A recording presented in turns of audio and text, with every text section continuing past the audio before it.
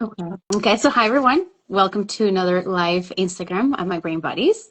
My name is Angela Lombroso. I am the founder of My Brain Buddies, where we create 100% non-toxic plushies that represent neurodiversity and helps kids celebrate their amazing brain. And today I am so excited and honored to welcome the incredible Dr. Jess Hao. She's a mom of two, a family doctor, and a psychiatrist, and an athlete. She's passionate about learning, laughing, and telling stories. And we'll be diving into all things neurodiversity, motherhood, mental health, and how we can better support our brains and our kids' brains. Dr. Jess, thank you so much for being here today. Yeah, thanks so much for inviting me. Of course. So can you tell us a little bit about yourself, your background, your journey in medicine, and what inspired you to become both a family doctor and a psychiatrist? I was always the kid who was very into science, did really well at science as a child, and it was the kind of thing that interested me. But I also knew that I was not going to be the kind of person who was like successful in a lab, or honestly at any kind of traditional desk job. I needed just a little more diversity in my day than that. I needed to be around lots of different people. And so medicine was a very kind of natural fit in terms of both sort of the academic content, but also sort of the work environment and the social environment. And when I went to medical school, I actually thought I was going to be a pediatrician because I love kids. And what I rapidly realized is that I don't actually love children who are medically ill.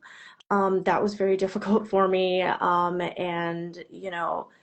I really realized is that I love a lot of what goes into primary care. And so much of primary care is mental health. And a lot of the populations that I had interest in were people with, trauma histories, people with complex medical issues that also had a big psychiatric component, right? So things like chronic pain or functional GI or functional neurologic disorders, those were a lot of things that really interested me. And I felt like I needed kind of good training on both ends in order to be able to take care of that patient population. And that was ultimately how I ended up pursuing the dual boarding in both family medicine and psych. Okay, give me 1 second because my husband just coming. He says that we were frozen. So I'm able to Oh hear no. you. You're able to hear me too. Can Yeah. everyone else hear us? Can you just give me a thumbs up if you guys can hear us? My husband says we're frozen, but it could be just his phone. Anybody else? Thumbs up just to make sure you guys can hear us and we're not frozen. Okay. Okay, Eliana says it's okay. So it might be just my husband's phone. Okay, perfect. Thank you so much for that. And Laura says, I heard everything. The screen did get a little bit blurry at moments, but okay, perfect. Thumbs up. All right, we'll continue. Thank you so much. I'm sorry about that. Just wanted to make sure that we get all the information today.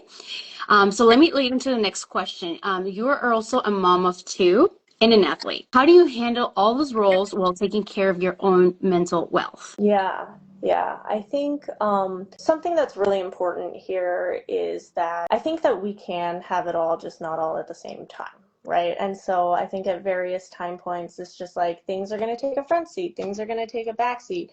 And I really encourage people to just like trust their intuition about what needs to be prioritized. Because I think we get a lot of external messaging, but I think if we really listen to ourselves and what we feel like we need to be feeling sort of happy and fulfilled in any moment, that's kind of the best way to go about it. And so for me, it's just like sometimes the priority is work because it has to be work right now. Sometimes the priority is my family because that's kind of what I feel like I've been needing more of, or periods of time where they just need me more. And sometimes, I have moments to prioritize the things that are more me things. And in those moments, I really also like heavily recruit the people who are part of my life. Like I'm lucky to have a really supportive husband. I'm lucky to live near my parents who are very supportive.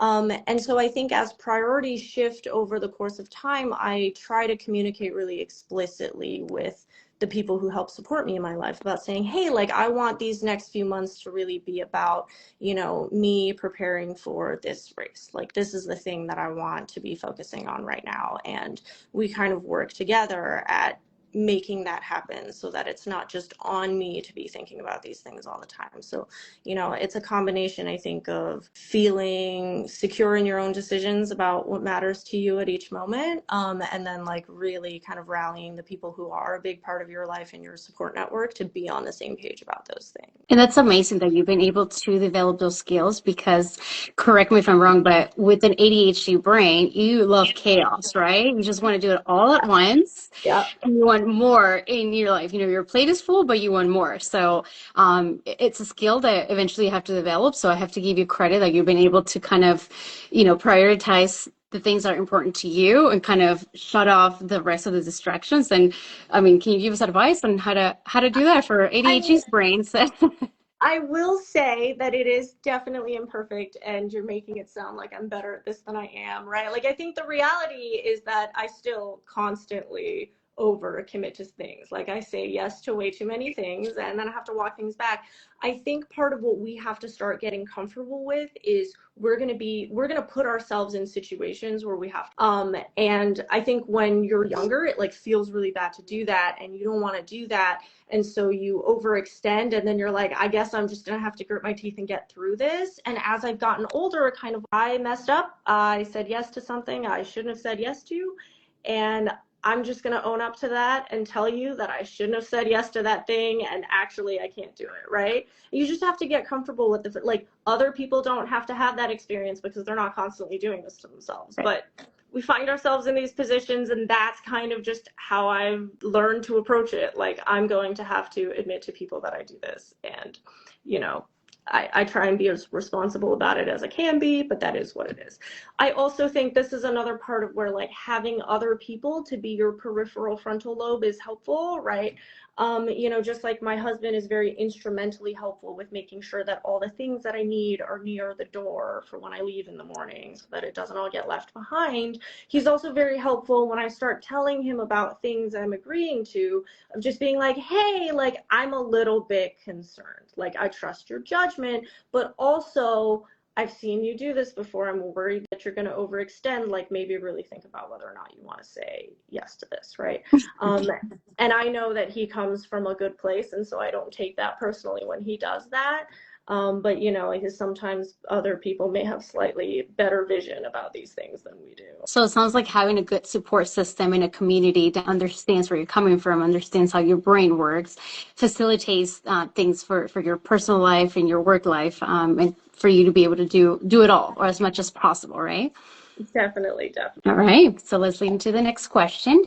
You share so openly and beautiful online. What motivates you to educate others and talk about topics that are sometimes still considered taboo? Yeah, so this is interesting. I actually think a lot of this relates to the ADHD. I feel like one of the things that happens when you have ADHD is that it doesn't make a lot of sense to not do things when the thought occurs for you to do something.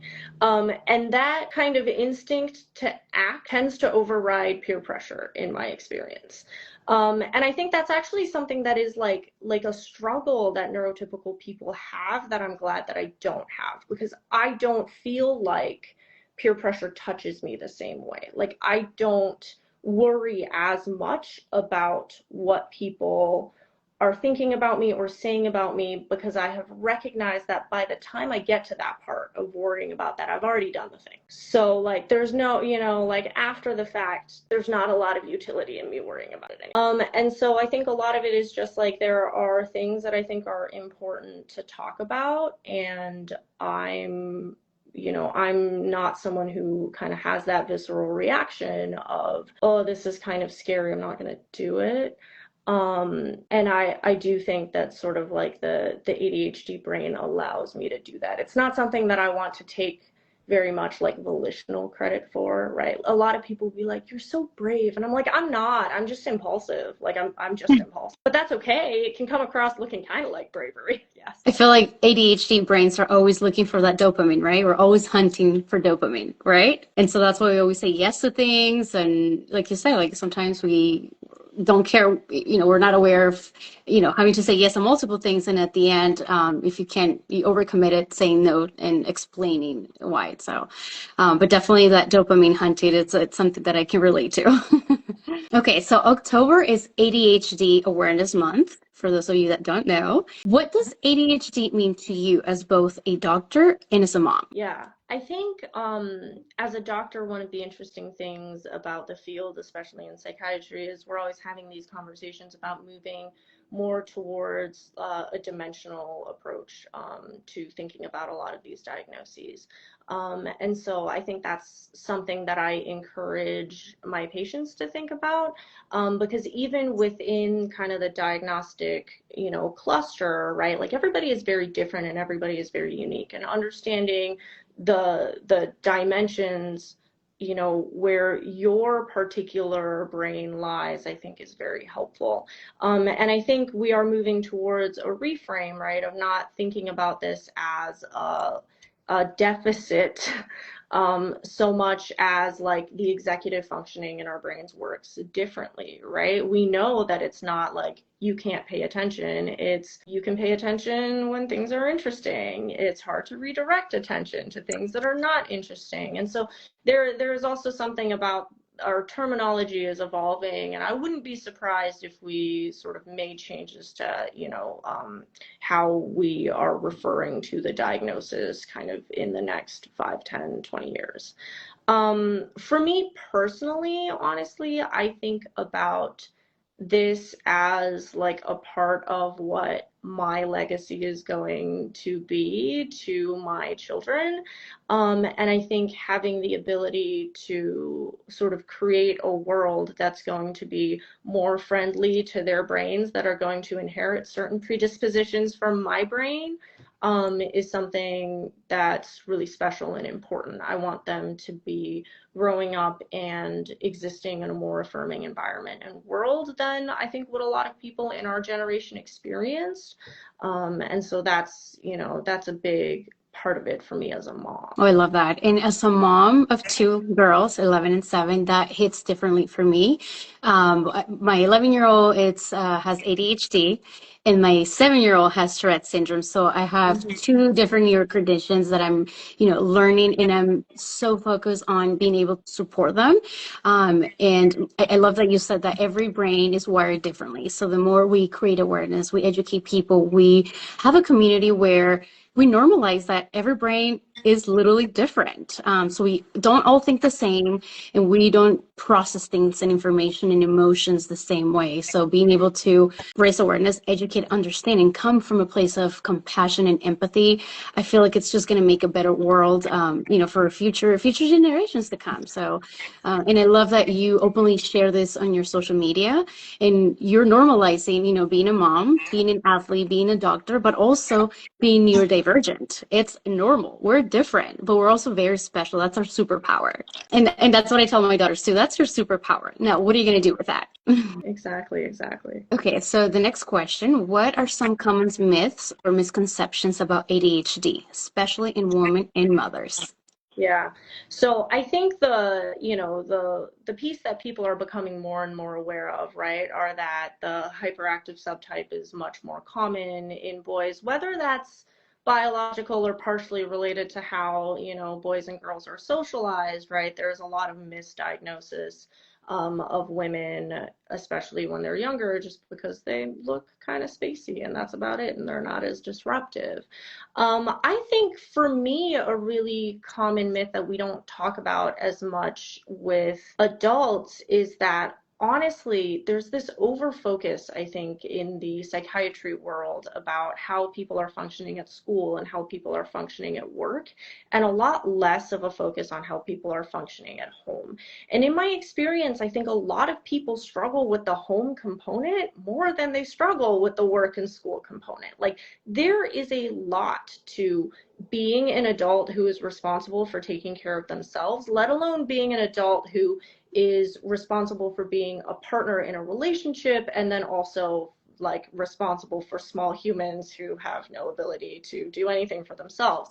And so I think there's a lot of underappreciation of the kind of impact that that has, especially on women, both in relationships and who are, oftentimes operating families. Like being a mom in charge of a home is probably one of the most executive demanding tasks there is.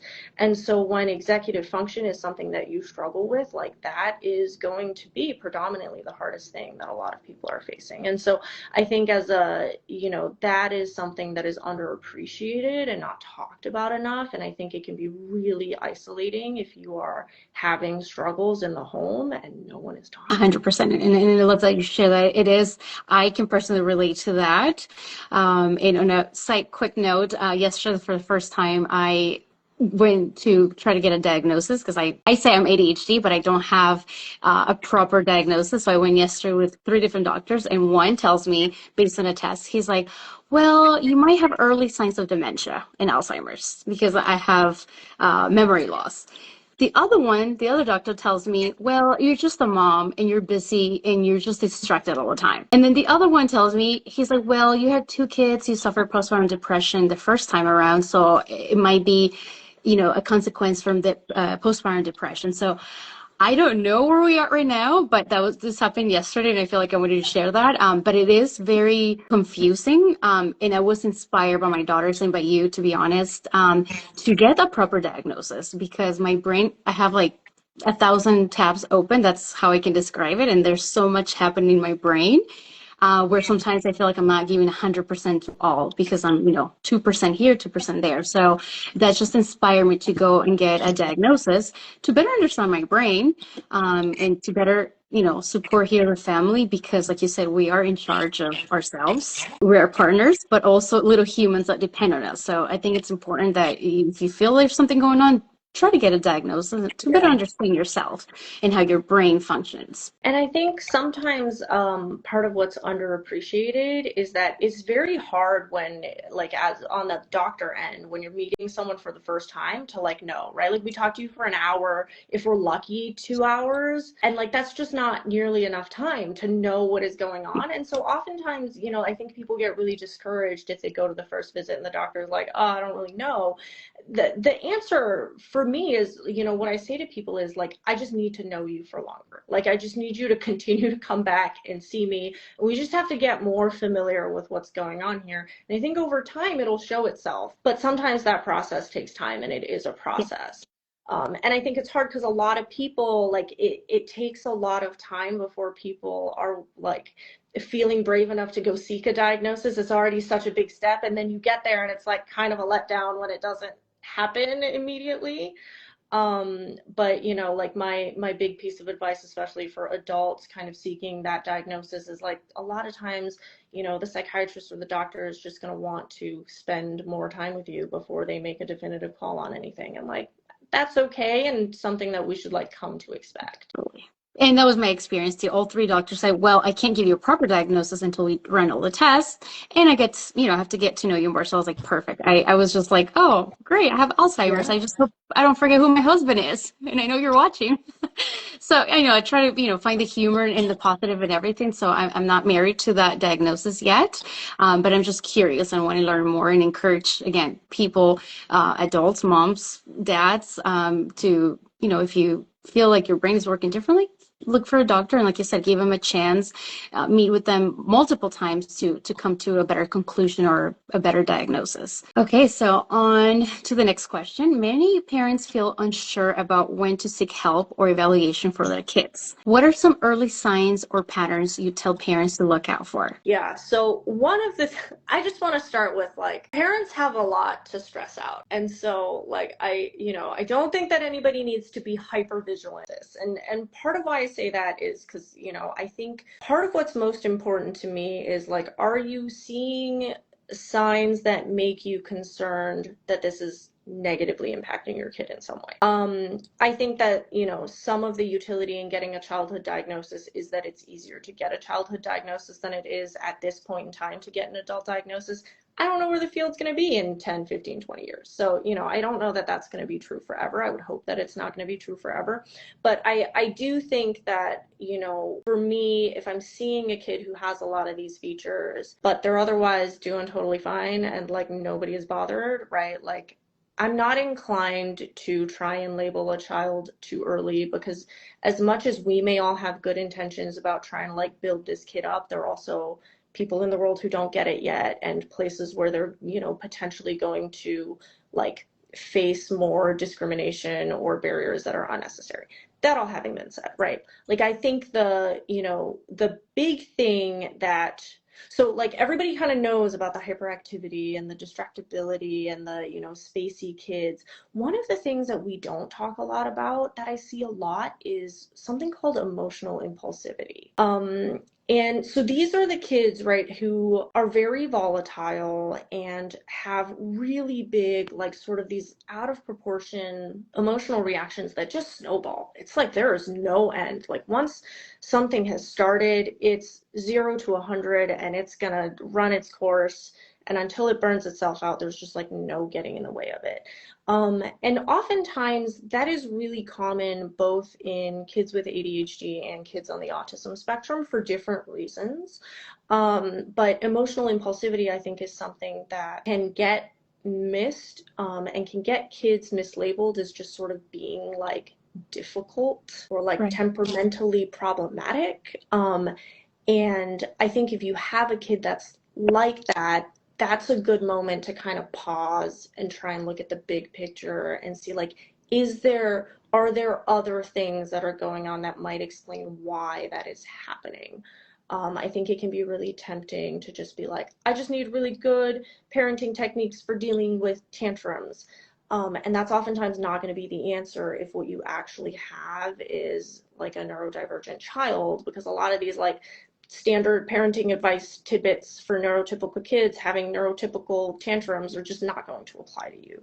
And so that is the big one that I would be thinking about, if you're seeing that with your kid. Right. So, like you said, most parents or some parents might be scared to get a label for their kids, right? So, um, but in my opinion, I feel like, yes, it can be nerve-wracking to have a title for or a label for your child.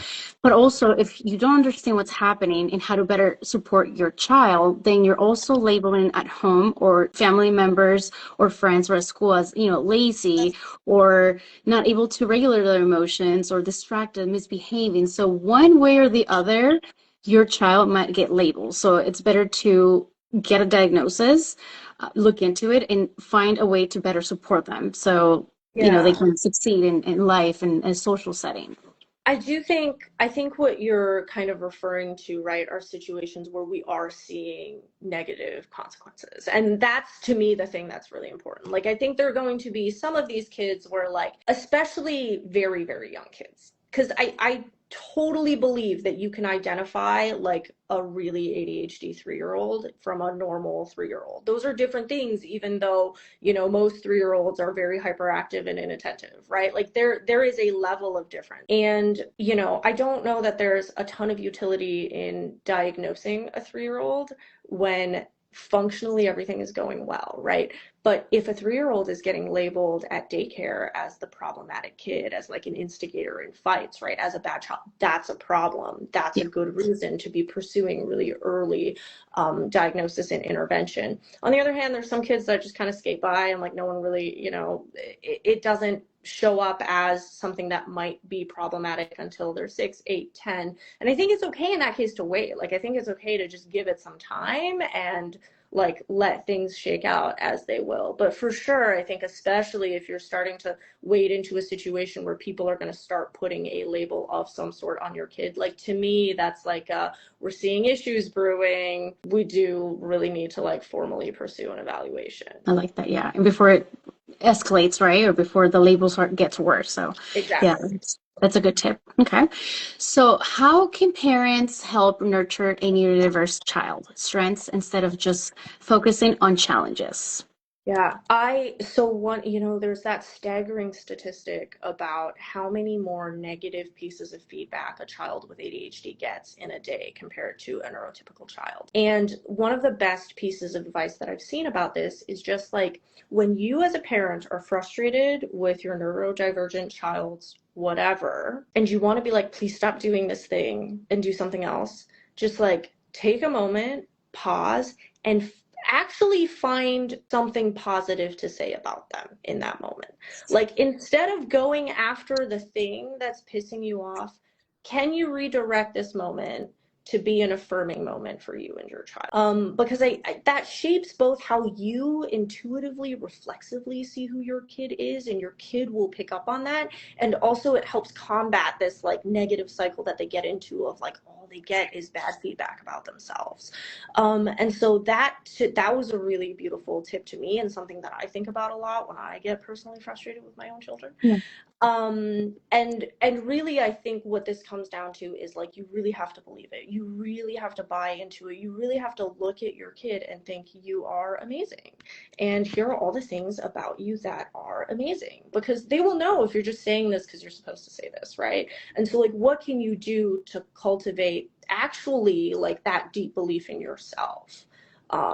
In their strengths, right? How can you really steep yourself in those beliefs so that you can help your child come to see that in themselves? That's an amazing tip. Thank you so much. I think it's very powerful, and life changing potentially, right? Changing the relationship that you have, with your child at home. And boy, it's hard when, your child is having a meltdown and they're misbehaving or they're doing something that's just like, getting in there.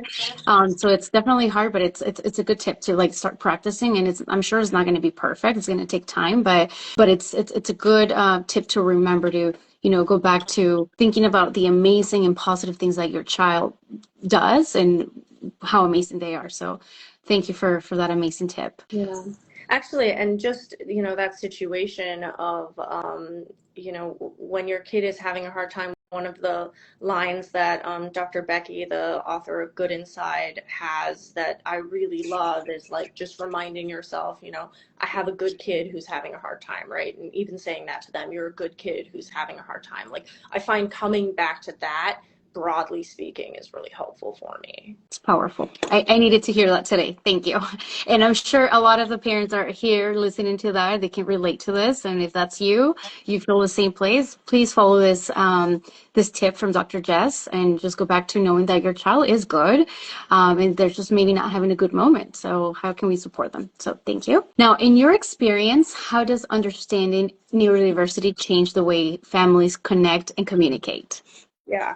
I think so much of the utility in having a diagnosis for people is that it allows for everyone to assume good intentions, right? It allows for people to kind of be like, oh, this isn't, but, to not take things personally, right? It's not like, my partner never remembers to do X, Y, and Z because they just can't be a good partner, right? Like, having kind of an understanding of like, oh, they are trying. It just this is just not a natural strength that they have, right? I think that, we could also just in general be better about that with people. Like, we could in general be better about walking through the world assuming good intentions without the need for like psychiatric labels. But given the world that we do exist in, this helps people get there when they're not quite there.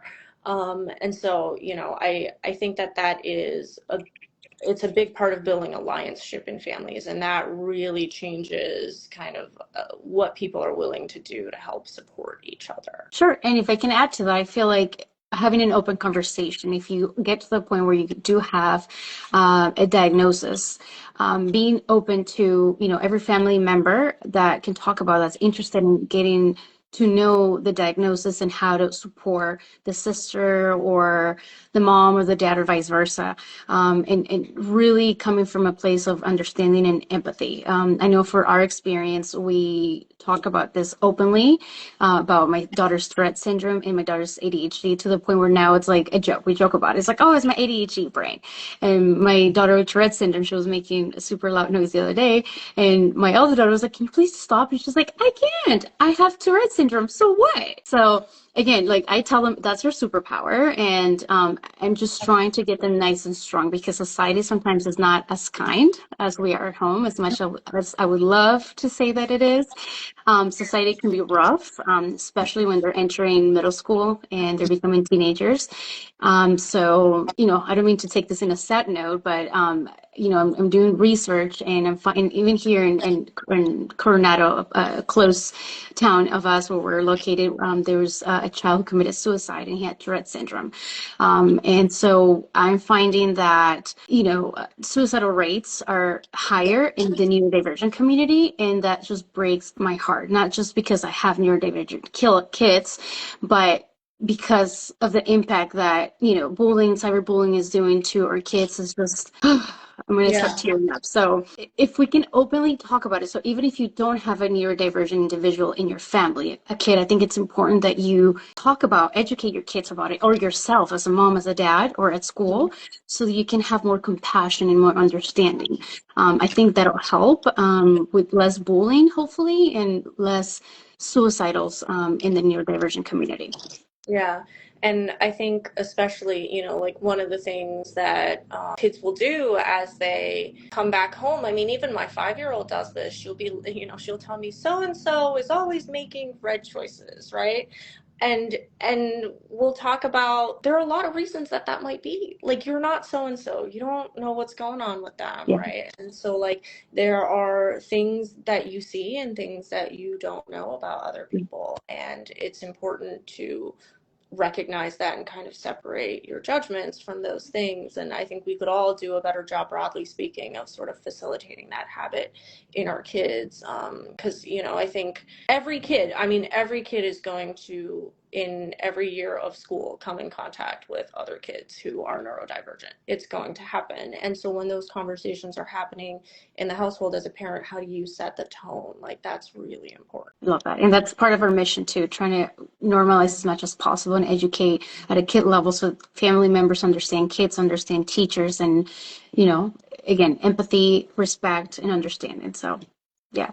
But I love that you're on board with your kids as well, and just, understanding that sometimes, when my daughter comes back home and tells me that somebody was mean to them, I try to, you know, tell her, don't take it personal. It's not you. You have to understand that maybe this child is getting bullied at home by a family member, or something is happening, maybe a divorce, maybe he's neurodivergent. We just don't know what's happening at home, but there's a reason why that child is spitting venom out to you. So take a second, don't take it personal, and just try to, I tell her, just pray for that child. Wish him well, even though he's being mean to you, he's saying mean things. Just don't reciprocate that. Actually teach him a lesson that we'll be praying for you.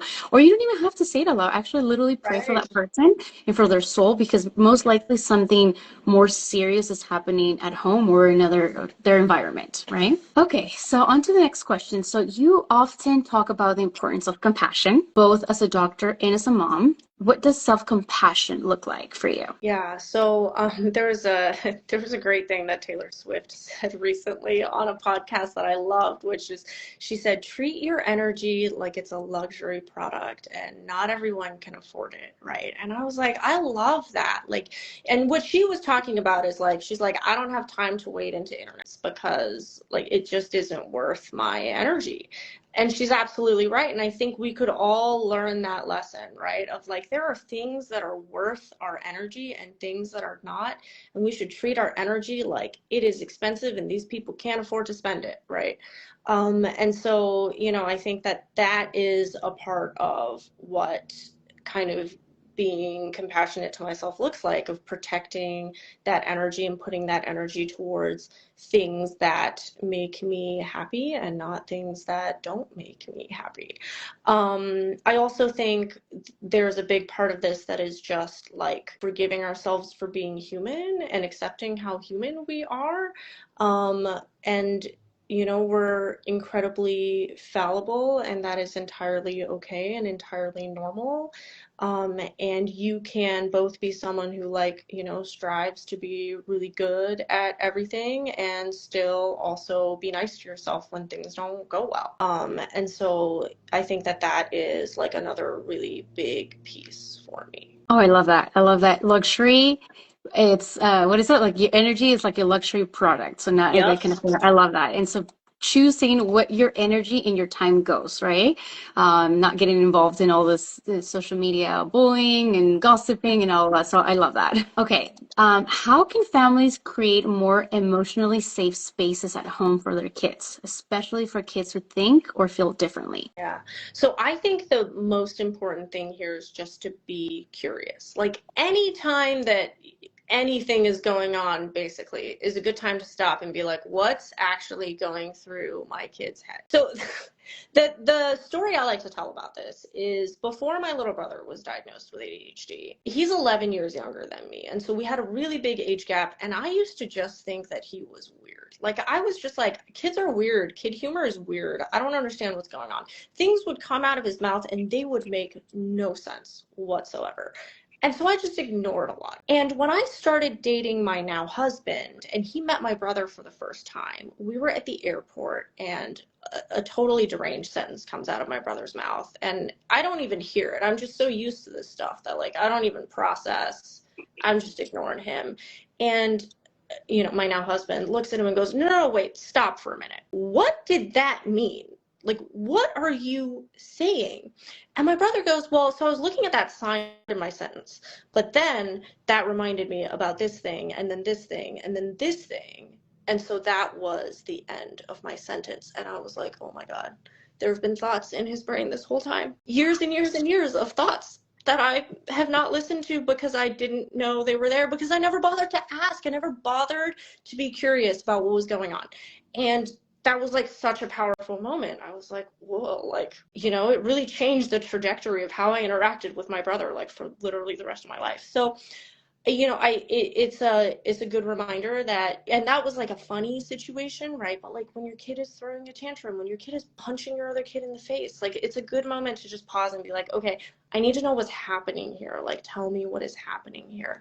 And I think kids will pick up on, wow, my parents actually want to know about me and they actually want to understand me, and they're not just here to like enforce rules or like impose their will on me, right? You seeing them as more human and as, having their own kind of thoughts and emotions that they're allowed to have is really valuable for creating that sense of safety. So that's, I think, the biggest piece of advice I have. So just be curious, and keep asking questions. So stop for a second, even if your child's on the floor, throwing a tantrum, and just be curious. What is actually happening, right? I love that. I feel like it's a really good tip, and it's also a learning moment. And a learning experience for everyone in the household, not just for the kids, but for us parents, understanding what's happening, and for them to, like you said, understand, okay, my parents actually care to listen what is happening. They're not just telling me stop screaming or stop hitting on my brother or sister, but it's a learning moment for the whole family. And beautiful things could happen. Like it opens up for communication, and having that open communication where they feel comfortable to share their experiences and their emotions. I think it's a beautiful thing to have. Now, what do you think the medical and educational system can do to better support neurodiverse individuals? So many things. So many things. I think that one of the traps that we fall into is that we are not good at actually identifying, and I think we have to get much more precise when we're thinking about each individual of like, what is our goal? What is our end point? And what do we have to do to get to that end point? Because I think there ends up being a lot of stuff that we think is important, but if you actually map like where you are now to where you want to go, like that's probably an extraneous thing. And so like for schools, for example, I think have a lot of expectations about how kids are going to behave. And a lot of those things are more about what is culturally normative and less about what actually facilitates kids learning. And especially when that just looks different for neurodivergent kids, right? And so, when we are treating a child, let's say with medications for their ADHD, right? And is our goal to improve school performance in the sense of like, let's say improving the percentage of homework that they're turning in on time, that would be great. does it matter to me whether or not this kid is really good at sitting in their seat quietly if they're getting better at turning their homework in on time, right? Like, I would rather be in a classroom where it's like if this kid has to get up and pace or, do whatever, that they're allowed to do that, because I don't know that that's a rational treatment target necessarily, right? So like really thinking about like what are our endpoints and which ones, and trying to stick to that and kind of letting the other extraneous stuff fall to the side, because I don't think it's worth thinking about. I think it's a waste of people's energy, and I think it is oftentimes counterproductive, because honestly, at the end of the day, we're going to be successful at a small number of things, not a large number of things, right? A small number of things. And so we just got to pick the things that actually matter. And I care a lot more that a kid turns in all their work on time than like a kid likes to pace in the classroom. And sometimes that's a little distracting for the teacher. Yeah, I feel like the school system, it's like a one size fits all type of situation, right? So all the kids take the same tests at the same time and they're expected to get the same high scores. When in reality, all brains are different. There's kids that might be neurodivergent, other kids might be having problems at home. So the fact that we're treating education as a one size fits all, I think it has to change. It's been like that for the past 200 years. And some kids thrive in that environment where others are not for various reasons. And then they start getting the label as, you're dumb, you're stupid, you're not good at math, you're not good at writing.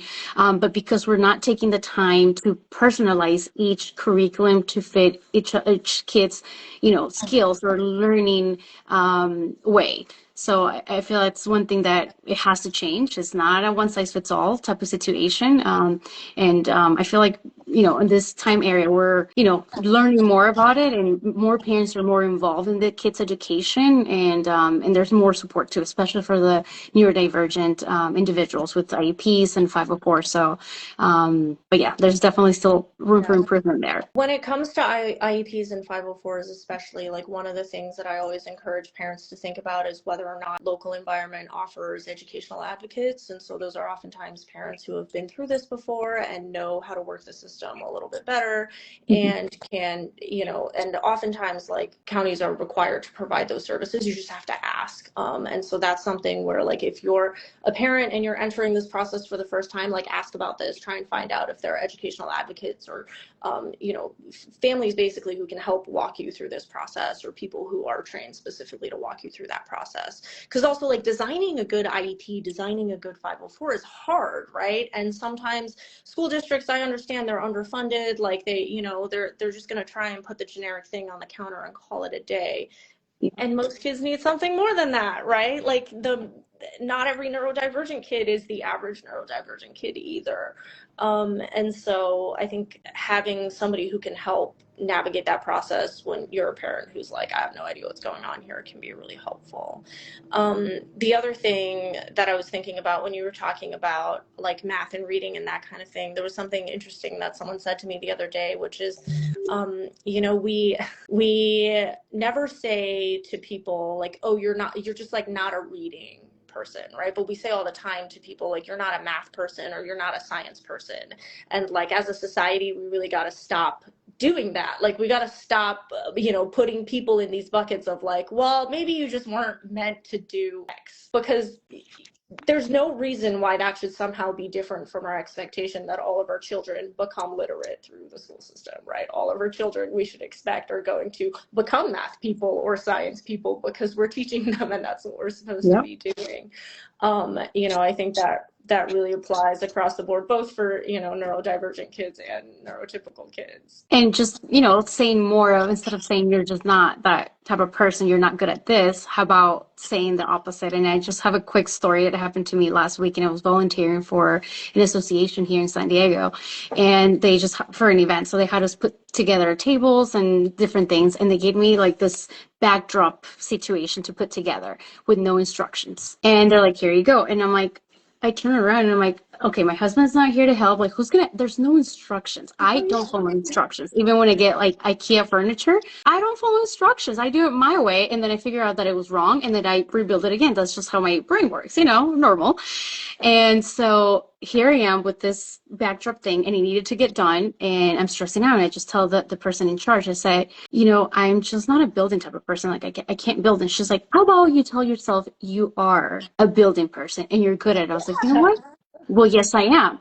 Long story short, two You hours built later, it. I built it and I felt so proud of myself. I'm like, you know what? I like that you said that to me. Don't Yeah. ever say that.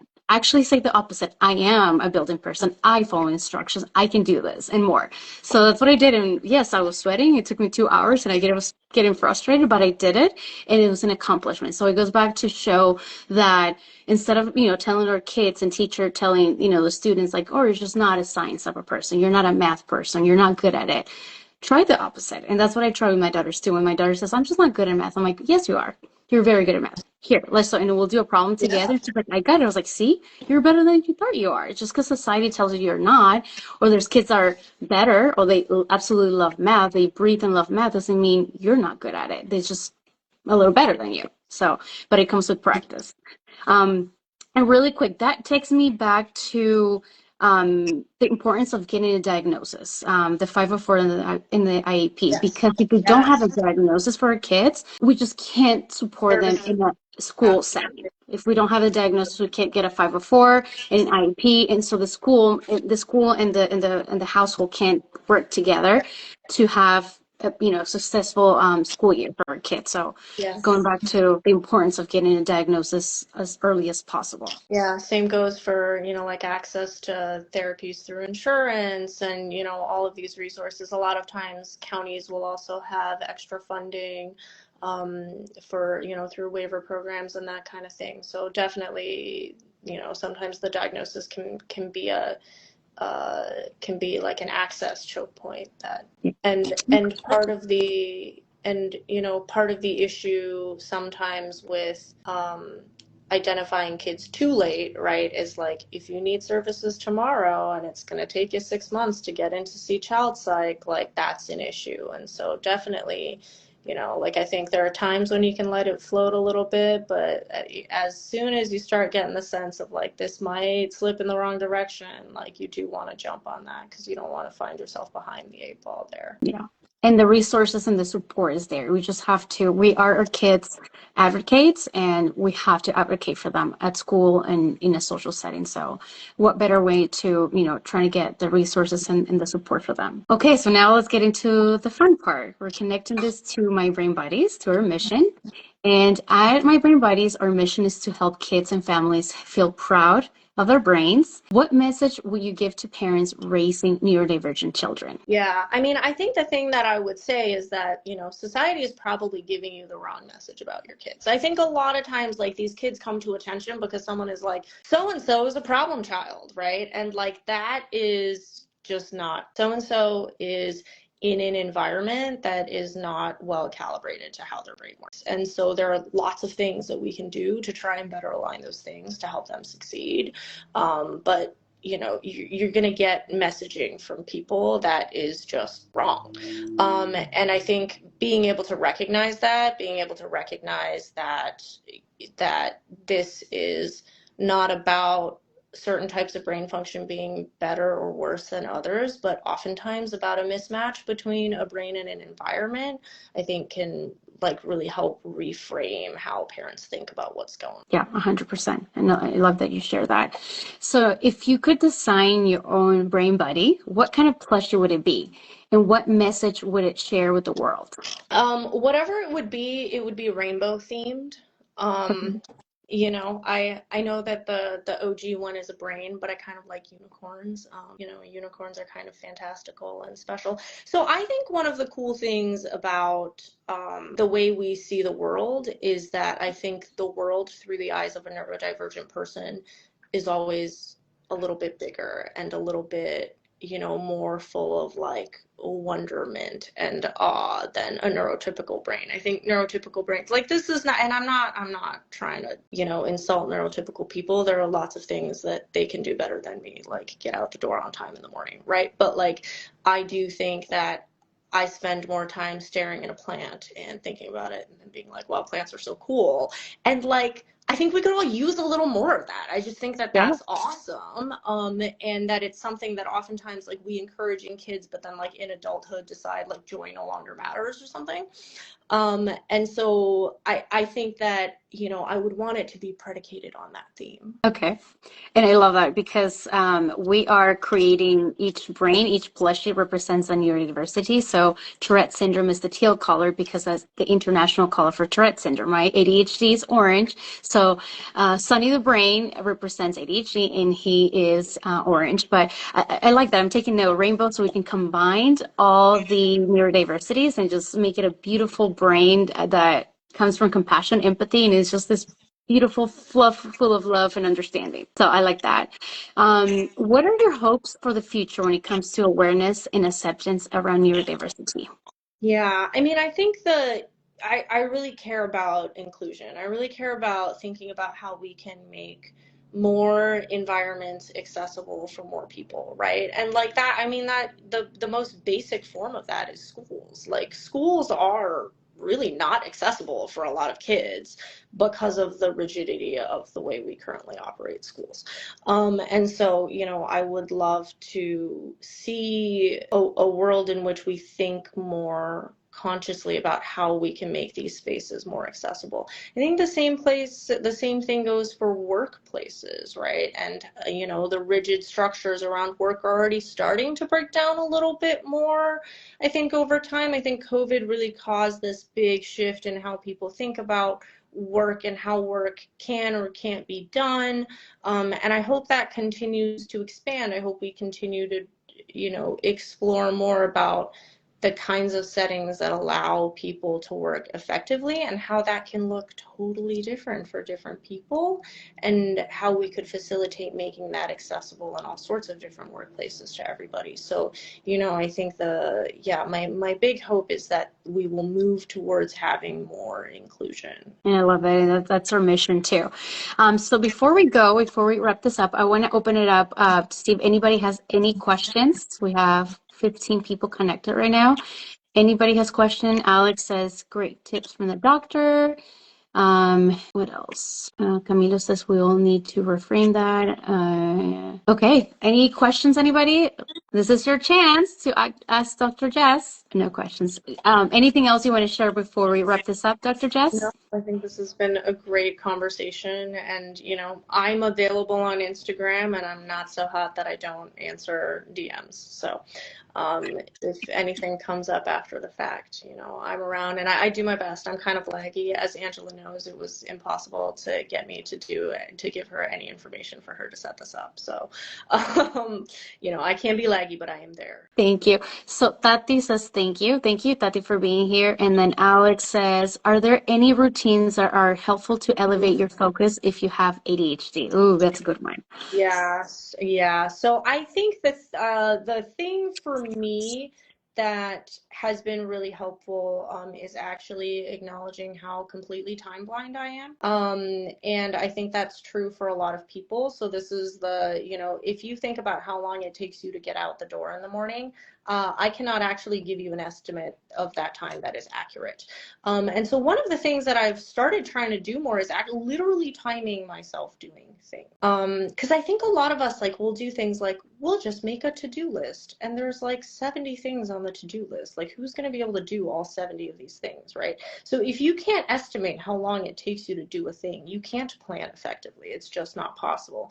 And for neurotypical people, I guess it's easy for them to know how long it takes them to do anything, but that is not the case for me. So I've actually started timing over the course of my day the things that I'm doing and how long it actually takes, and it's starting to give me a much better sense of if I want to be at this place by this time, I actually need to leave now instead of what I used to guesstimate it to be.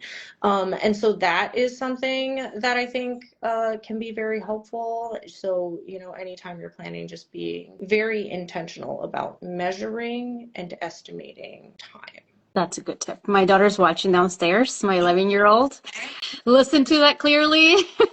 We have to be out the door by 7:20 every morning. And so now she's waking up at 5:30, or her alarm goes off at that time. So we have almost 2 hours to get ready. So listen to that, Laura. And then we have actually one more question. So Tati, oh, sorry, let me see where the question went. Tati's asking a question. She's saying, when is it the time to medicate to help focus the kids with ADHD? When is the right time? This is such like a personalized question. So our medications will go down as young as age 6. I have seen kids younger than 6 be medicated, just depending on the situation. I think it's a very personalized decision, and I think a lot of it is based again around identifying our goals, right? What are the things that are causing problems, and is medication something that's going to help us with those specific, and sometimes the answer is yes and sometimes the answer is no. And so I think that it really comes down to, we got to identify what the issues are and what our goals are and what the best path from point A to point B might be, and sometimes it's meds and sometimes it's not.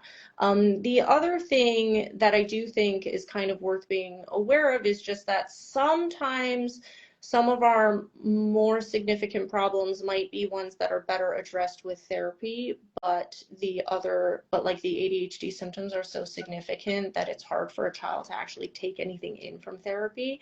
And that's a situation in which, I might advocate for trialing medications just to like give us the ability to build some skills, and then maybe over time we can wean meds.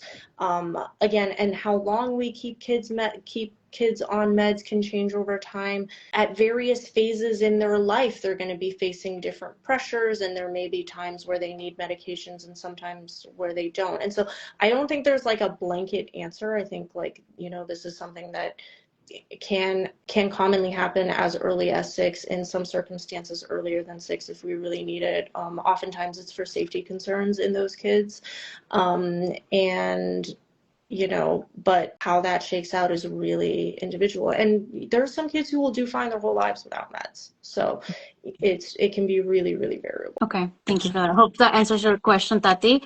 Alex says, this just solved every problem my daughter and I have. You, my dear, you're always late too, so sorry to call you out. So listen to Dr. Jess and plan accordingly so we can be out the door in time. That goes for my husband and my daughter. Okay, and then Camilo has a question. Okay, hold on a second because they're broken in different pieces. So, okay, he says, at what point do we stop focusing so much on the neurodivergent and shift to challenging the structures and norms that are in place more attentively? It seems to me that neurodivergence is more commonplace in society's demands and structures are what's abnormal. Yeah. So I think that this is one of these like two things are true situations, right? There are a lot of dimensions on which people differ, right? Everybody kind of falls on a bell curve, and there are always going to be people at the ends of the bell curves. And we only need to point those out if for some reason there's a structural problem, right? And so like, I think with this, a lot of it is like capitalism and like school and work are such important parts of what people do in our current culture and society, and school and work are structured for the average person on that bell curve. And so obviously it's going to be problematic for the people on the ends of the bell curve, right? Even if that can be a huge proportion of the population. I mean, it's a problem for the end 5%, but it could be a problem for the end 15%. Like, it's one of these things where, yes, it's only problematic because we have designed our society to be a certain, right? There are a lot of dimensions on which people differ where we're just like, I don't really care about that. Doesn't matter at all. And we wouldn't have to make a fun fancy label for it. But where I kind of think the like two things are true situation is on one hand, I do think that we need to try and find ways to make society more inclusive. And if society ever gets to a point where it is adequately inclusive that we never need these labels again, great.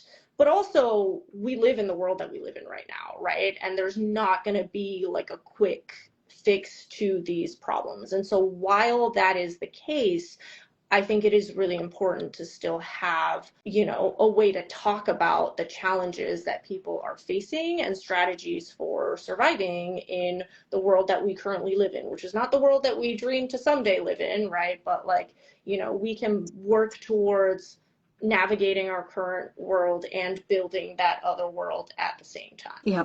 Now that was a tough question. And also, thank you so much for answering. I think you did a great job answering. Camilo, does that answer your question? Do you have any other additional comments or questions? Anybody else before we wrap? Give it a second for him to respond. 1 second. I just want to make sure I'm not skipping anybody's question. I think that's it. No more questions, guys. Well, Dr. Jess, thank you so much for joining us today and for your time. Your insight, warmth, and honesty means so much. To everyone watching, please go on her Instagram and follow her. She shares such empowering educational content about motherhood, mental health, and neurodiversity. And don't forget to check out our website too, mybrainbodies.org, to get on the wait list for beautiful plushies, to sign up for free educational tools and help kids and families celebrate their unique brains. Together, we can create a world where every brain is seen, loved, and understood. Thank you all for watching, and we'll see you guys on the next video. Thank you. Bye. Bye. Take care.